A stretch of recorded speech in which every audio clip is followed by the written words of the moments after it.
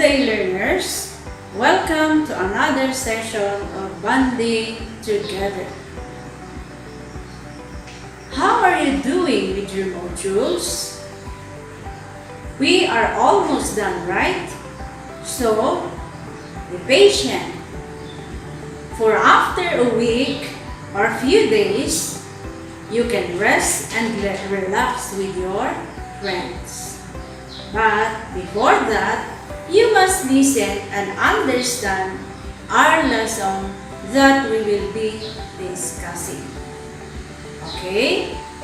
Please find a comfortable place, prepare your pen and paper or recorder as we go on with our discussion.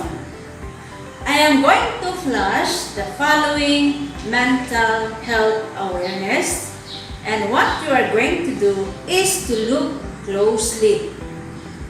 Then try to analyze each and be ready to answer the motive questions after it. By looking at the posters, are you encouraged to seek help or to know about mental health? Are you persuaded to join such seminar or organization? Either your answer is yes or no. That is, of course, your preference as an individual. While looking closely to the posters, what feelings evoke in you? Were you persuaded or convinced? If you say yes, you are correct. From the word persuade, we will be discussing about persuasion. Persuasion is convincing others to believe or change their point of view, agree to commitment, purchase a product or service, or take action. This time, I will give you the link of a short essay entitled Why We Should Not Compare Ourselves with Others. Please read and answer the questions that follow. Here's the link. Okay? The questions are, number 1, what are the 4 reasons why we should not be comparing ourselves to others? The second, what is the speaker trying to persuade you to do? Third, do you think his or her argument is convincing? Why or why not? Is that okay with you? Okay, let's go further. Persuasion as a communication technique is very much seen in different social situations. It is very much used in written or speaking communication. If we persuade in writing, we call it persuasive essay. So, what is a persuasive essay? Persuasive essay presents a point of view around topic or theme which is backed up by evidence to support it. Now, there are tips for effective persuasive essay. We have number 1, pick a topic you're knowledgeable about. You'll do your best persuading when it's something you truly believe in. It is very clear that you must be knowledgeable of your topic. You should know. So it means you are not supposed to get or choose a topic that you are not knowledgeable about it. Otherwise, how will you give evidence? How will you back up your judgment if you are not knowledgeable about your topic? So that is number 1. Number 2, know your audience. What does it mean by that? Who are your audience to listen to what you are talking about? Are they adults? Are they children? Or member of the medical course, business field, or whatever? It is very important to know your audience. Why? You might be going around the bush or barking at the wrong tree.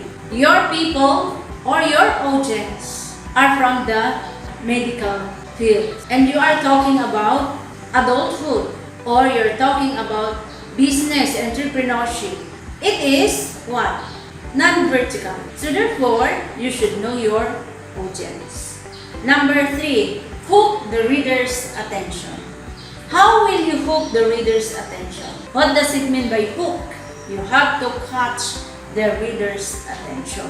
At first, by just giving your first sentence, you should hook the reader's attention. You have to catch the reader's attention so that they will listen to you from first of your speaking down to your last words. That is why your first words are very much important. Number 4, research well about your topic.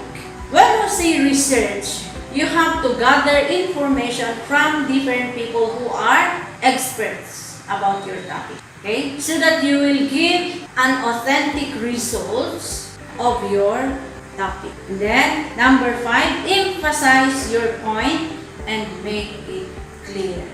That is number 5. Everything, or you must make it clear. Now, let's go to the 3 persuasive techniques or modes of persuasion. We have here logos. What is this logos? Logos, here, use credible sources, avoid logical fallacies, acknowledge the opposing side's valid points. How about pathos? Use emotional language, use anecdotes and stories, and appeal to values. Okay, next, we have the 3rd one, ethos. In here, you use appropriate language, use correct language, be an expert in your topic, conduct extensive research, and use credible sources. So, those are the 3 modes or persuasive techniques that you should remember or must remember in making or writing a persuasive essay. Let's move on to the persuasive writing format. We have the first one, thesis statement. In here, you will clearly tell the reader what you believe and make your stand clear by making a definitive topic sentence. Next is reasons. State at least 3 reasons or more clear reasons to support your belief. Next, explain reasons. Say more about each reason or elucidate. Okay, then of course, the last one, which is ending, restate your position and wrap it up. Or simply, you summarize it. For better understanding, read an example of a persuasive essay and try to evaluate its effectiveness of persuading people not to be exposed with too much television. Here's the link.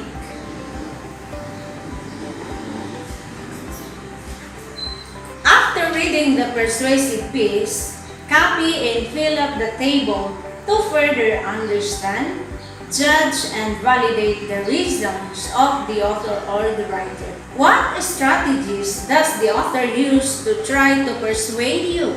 Read through each strategy and decide whether the author, writer used that strategy by writing yes or no in the second column. If you blacken yes, then explain how the author used that strategy. Okay, let's go to the last part of our activity. Using the infographic below, sum up what you have learned in the lesson. Number 1, what is persuasive essay? Number 2, what are the 3 techniques used? Number 3, write your own tips on how to make effective persuasive essay. Okay, that is the end of our discussion. But before we go, let's have an agreement. Deadline of submission for all the activities that we have discussed will be next week, June 28, 2020. Failure to comply means 65 grade for the 4th quarter. Now, how are you going to submit it to me? We have here the mode of submission. To submit your outputs, you can send it through Messenger, YouTube channel, encode and print, then send through my Gmail. Or you can also write in a yellow paper, then submit together with your modules next with 3 months. Okay, that's the end of this session. Before I say goodbye, I just want to say, always make yourself clean, stay safe always, and of course, keep in touch with the Lord. So thank you for joining me in this session. Congratulations and happy vacation.